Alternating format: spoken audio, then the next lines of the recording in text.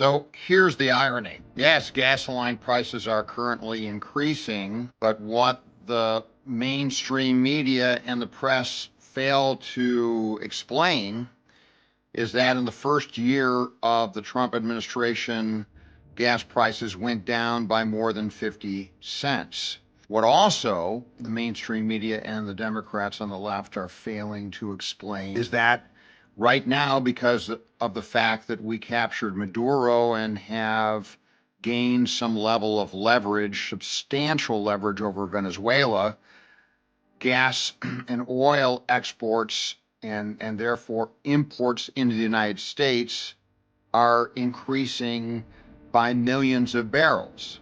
Lastly, what these mainstream media and left-wing commentators are suggesting is the cause of these increases is really the ultimate solution. What I'm trying to say is that what's causing the gasoline price increases? Well, the fact is that Iran, in their attempt to influence the Strait of Hormuz, is what is increasing temporarily the increase in gas prices. Well, that's exactly what we're trying to solve. We do not want Iran to ever have the ability in the future to affect gasoline prices. What we are doing is degrading every day the ability of Iran to affect the Strait of Hormuz or any of its other Middle Eastern neighbors. When we eradicate that capability, then the oil will once again flow through the Strait of Hormuz on an unfettered basis, and this temporary blip in gasoline prices will again go down. Now, let's all remember what the Democrat policies are. A green revolution, renewable energy focus, and preventing the unfettered ability to drill for oil on the kind of basis that the Trump administration is permitting. It is those policies that made gasoline prices go up during the Biden administration.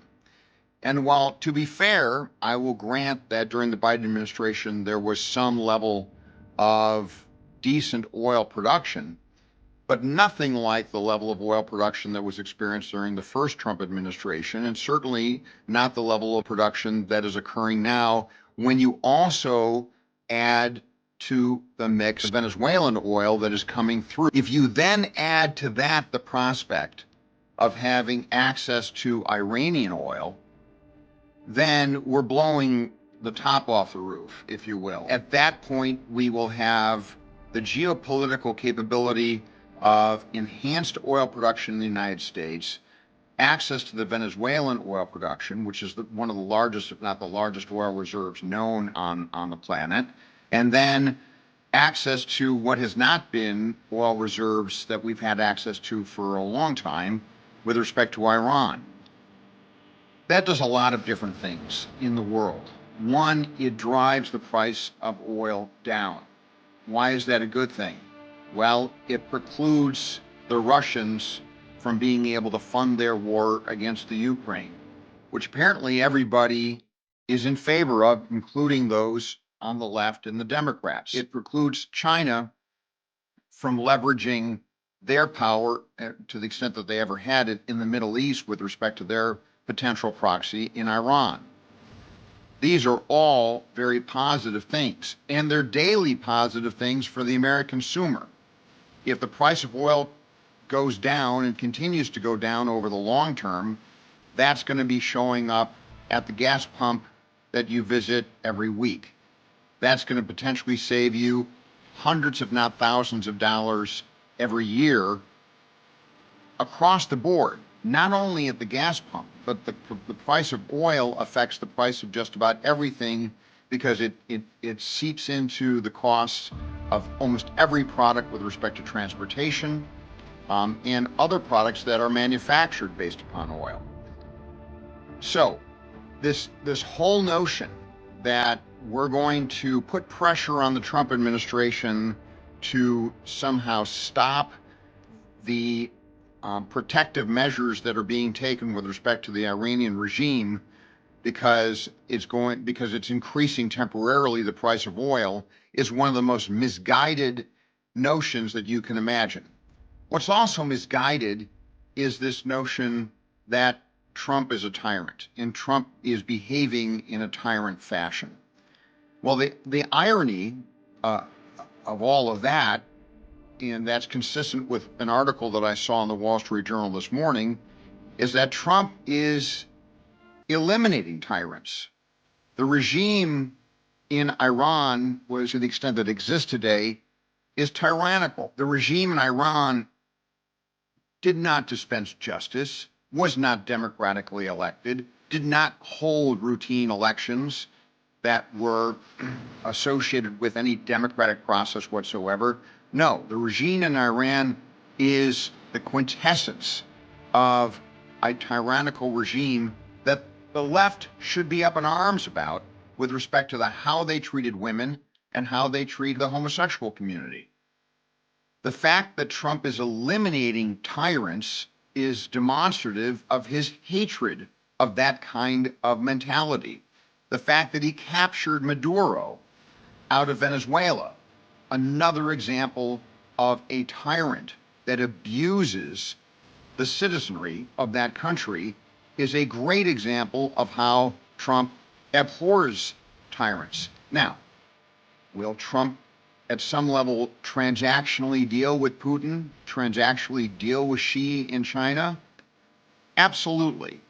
Is that because he has this great passion for upholding tyrants? No, it's because he has a practical methodology of dealing with our adversaries and competitors.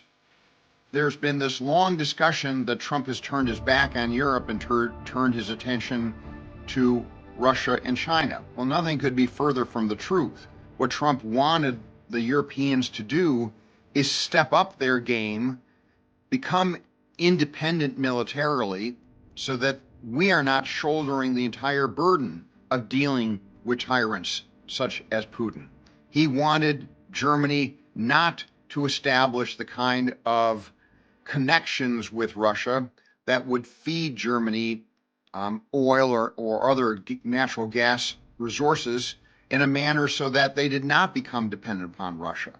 This whole discussion that Trump is a tyrant and loves tyrants is now completely conflicted by the course of history. He's gotten rid of Maduro. He's gotten rid of the Ayatollah. He is dealing forcefully with Russia, and he's been one of the most forceful presidents to deal with China.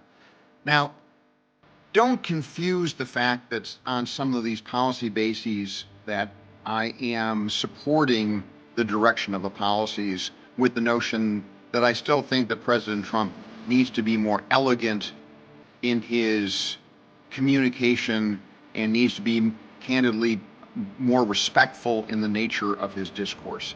I think that Ronald Reagan was a very effective advocate for his policies while still being gentlemanly and still being very forceful.